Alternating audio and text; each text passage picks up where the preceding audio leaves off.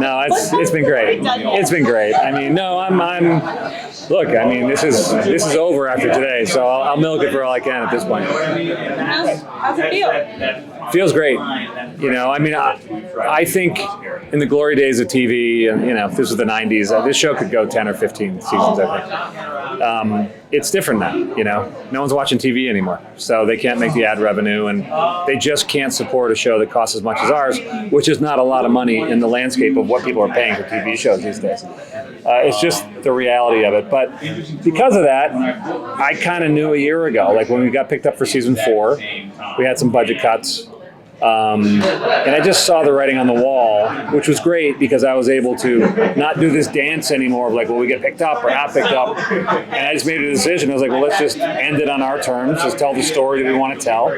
If for some reason they want more, we'll figure it out, but I doubt it's going to happen. And so I sat down with the writers and figured out what's the best way to wrap these stories up. And it's not like I was taking a 10-season arc and wrapping it up in 4 seasons. It was a 4 or 5 season arc. In my head, when I started the show, I was thinking 5 seasons, 10 episodes a season, 50 episodes. We did 44, so it's about the same size anyway. So it wasn't like we didn't sacrifice anything to end it. We just found a way to take what we had and give it an ending. So I was happy that we did that. Certainly now, having it, you know, knowing we're not going forward. But also I was able to tell the cast that this was probably the last season. Tell them to appreciate. You see what's going on over here? I think this might be why we were canceled. Because this is what happened every single day. I was able to tell the cast that this is probably the last season. So as we shot the season, people I think did appreciate it more and came together. I mean, we were always a close cast anyway, but we were able to kind of grieve together. And as we got closer to the end, I had a calendar where we knew like, oh, this is the last day we're shooting in the 59, or this is the last day we're shooting in the diner. And we knew that when we finished shooting, the sets were going to go away. We'd never be on them again, so it was very moving. You know, the last scene we shot in the 59, I know Alice was a wreck, and so was I. You know, because it's like having a car that you've been in for a long time, and you have to give it away, and you love it. You know, so but it was nice being able to do that. So that a couple days ago when I got the call saying, yes, there'll be no season 5, it wasn't a surprise. And it felt final, but it wasn't new, and everyone had already sort of spent the time with the emotions of it. So, yeah. Considering the original comic, you know, had these little endpoints, and they go away for a while, and they come back for another season. Yeah. You feel like someday you'll get that call, and you're like, oh, hey, let's do this again.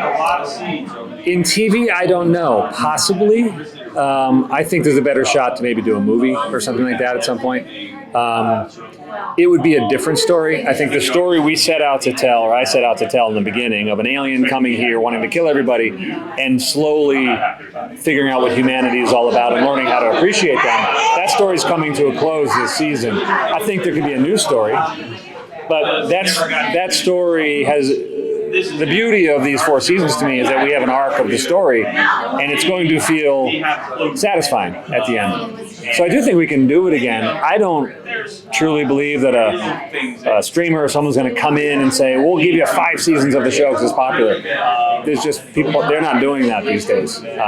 4 years from now, maybe things will change. I'm open to that for sure. I think a better shot might be a movie, something that feels more like bring everyone back together, do something special, tell a new story that has a beginning, middle, and end, and the fans would love it. We'd love doing it. So I think that's a possibility. Yeah. I spent a lot of time thinking with your cast. What was it going back to when you had your cast and looking at it? You really realized how well they clicked together. Oh yeah, it was well, probably the pilot table read was the first time I was like, there's something really special going on here, because it was the first time they met each other, several of them, for the pilot table read. So I remember sitting there, and whenever you have a pilot table read, everyone comes, all the studio people, all the network people, and it's also kind of a scary time because there's an awareness that often someone gets fired after the pilot table read.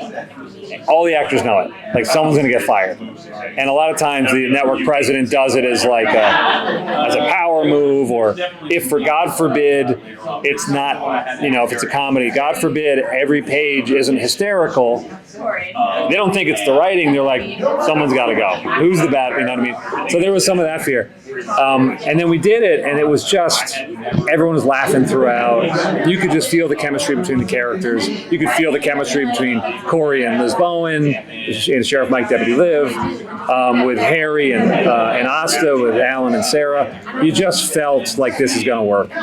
So that was the first time I really felt it. And then we started shooting. Same thing. It really felt special. It really felt special.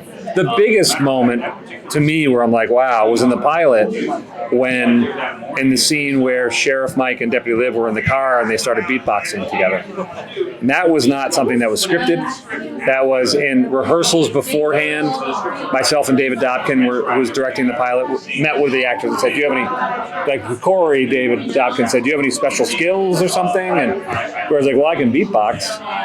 And we're like, all right, do it. He didn't just beatbox. He beatboxed while humming Amazing Grace at the same time. And I'm like, what? How is that happening? So I'm like, I'm putting that in the show somewhere. So we just came up, we had them in the car, and we're like, well, let's just do it here. And then it was just like, you're waiting for Harry to show up. The scene was supposed to start with Harry driving up and then Mike getting out. I said, before that happens, Corey, you beatbox. No, I said to Liz Bowen, you're sitting there, turn on the radio. Mike, you're offended that she would want to listen to music. Turn it off and then beatbox because that's the music. And then you join in at some point. And then that was it. And then they did it. And it was such a perfect encapsulation of that relationship because Mike's doing it and you see Liz Bowen sort of like wants to start but doesn't. Then she starts doing her mouth trumpeting thing. But he doesn't stop. He's like, all right, I'm going to keep going and see. And then they're doing it, and then Harry drives up, and he says, shut up or something. He goes, like, somehow it's her fault. It was just a perfect, that's chemistry. Like, that's just a perfect visual of what a character dynamic is without saying really any words. I mean, I knew that was special. And I thought if we could get that chemistry amongst all of them, we'd have something. So it was great to watch. So, given an environment where people with cable television, do you stick with genre, kind of like this, or do you go for something that's kind of more like a kitchen scene? Nah, I don't know. I mean, I like genre stuff. I love character stuff, but I also like character stuff with a bit of a twist in it. I love the thought that the world is magical in a way, and I love seeing that magic. This is a perfect example. It's like a normal town, but then there's an alien in the middle of it, and what does that do to the normal people? I love that. So I'd love to try to find something that's a little bit like that again. It's fun to me to watch. What's that? It allows them to escape and allows them to, it allows you to use metaphor to sort of, this show does it really well, and I'm really happy about that. It's a Trojan horse to me for people to really think long and hard about humanity and about what we need to do better to be better. And if they can learn to accept this alien who's so different than them, and the audience maybe watching that can learn to accept the person that lives down the road that might have a different color skin or pray to a different god or love differently than they do, and invite them over for dinner or something and just accept them because they're human and we're all the same.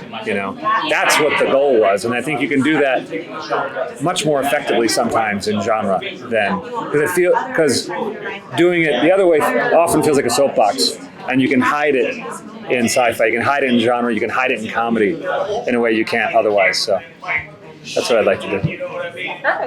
Yeah. Thank you. Thank you very much. Yes. No, thank you. I'm excited for you to see the last few episodes. It's been great, but the last few really ramp into something great. Yeah. I'm excited for people to see it.